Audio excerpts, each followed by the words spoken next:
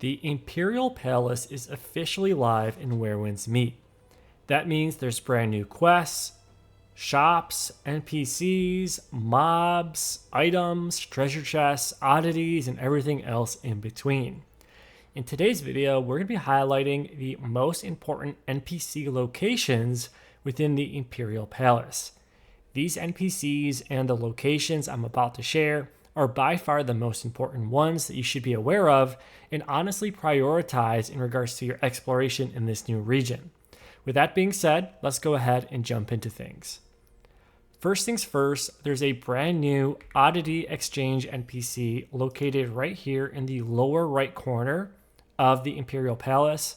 And this is very, very important because you're going to be exploring this new zone and gathering a ton of new oddities. And this is going to be where you're going to want to go to exchange those oddities into passive buffs. These buffs will directly increase your martial mastery and also progress your character's overall power output.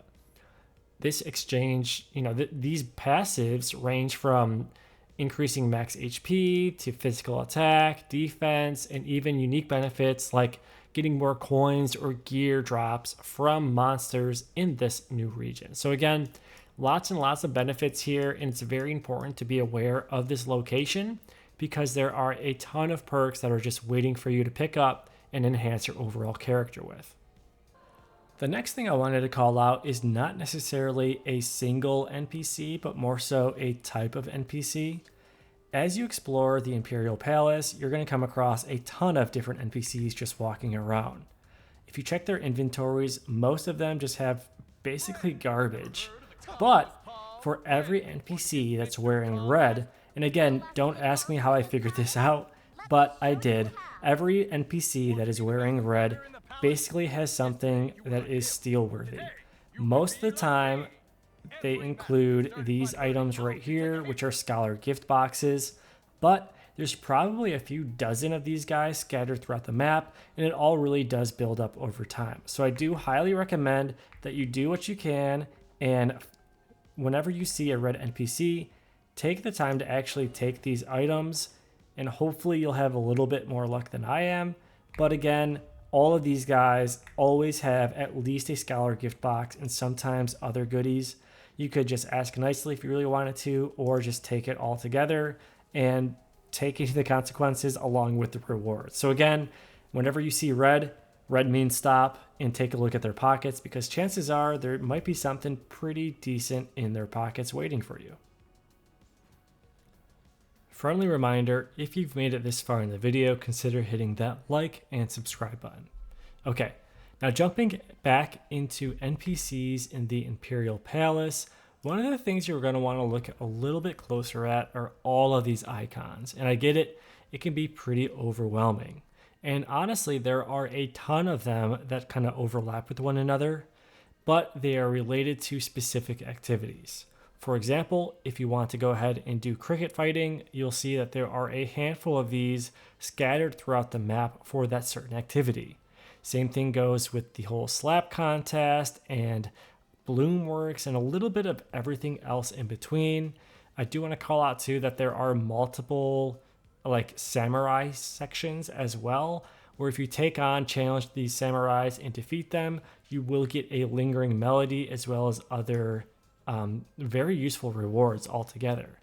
I will say that it's probably worth doing all of these because they do lead to additional exploration experience, which will help you level up the Imperial Palace and get even more unique rewards, including this specific cipher token, which is kind of unlocking a unique mode, and then a few other pretty cool cosmetic pieces, and of course, even more lingering melodies. So again, I get it, it's tedious, but if you are trying to really get the most out of this new zone, you will want to do all the activities at each and every one of those NPCs I highlighted. Next up, there are new Meow Meow puzzles throughout the Imperial Palace, which of course also means that we can use this new currency for some more specific rewards. To be more specific, you're going to want to go over to the Purity Tower Teleport Shrine and then move just northeast to this new Meow Meow temple. So let's go ahead and take a closer look at what they have to offer. And again, I do recommend visiting this NPC only after you do a few of the different cat puzzles throughout the new region so that you can actually exchange that currency for some more goodies. So here is the shop. You go ahead and jump in and you can see there is a new transmog type of piece right here, a fish come true. You can put it right on your belt if you wanted to. Some lingering melody, which in my opinion is probably the best item to get out of this specific Meow Meow temple. And then of course also resonating melody. It's up to you on what exactly you want to do. If you're trying to kind of max out all of the different like cosmetic pieces you can actually get, then maybe go for this one and then lingering melody. But if you just love to gamba and you love to draw, then go ahead and go for the lingering melodies just like I did. Next up, there is a brand new unique NPC store that's located right towards the middle of the map, known as the Training Ground Specialty Merchant. It's just a little bit north of this teleport shrine right here. And this vendor basically sells the unique resources you can gather throughout the Imperial Palace. I'm talking about the white jade mushrooms, these flowers, glazed tiles, which I believe will be used for future upgrades of certain gear. It looks like this is commonly used for like building materials. White jade mushroom, I'm assuming, will be utilized at some point for some sort of upgrades. This also is probably associated with some sort of building mechanic as well. But again, as we kind of unlock more and more unique upgrade opportunities with enhanced gear, we may have to utilize these different resources, or maybe even utilizing them for crafting bows or bow rings. But again, time will tell exactly on how these new resources will be used in the global version of Where Winds Meet. And last but not least, I want to talk about crickets. Crickets are probably one of the newest additions to the game and are very specific to the Imperial Palace. Using wind sense at certain locations will help you kind of find certain crickets where you can sneak up to them and grab them and add them to your inventory to use them for cricket fighting. There is a specific NPC that's also associated with cricket fighting in general, and they are located right towards the top part of the Imperial Palace, right here. They're called the Verdant Strider, and if you speak with them, you can manage your crickets and kind of take a closer look at what crickets you've caught so far, as well as your rank.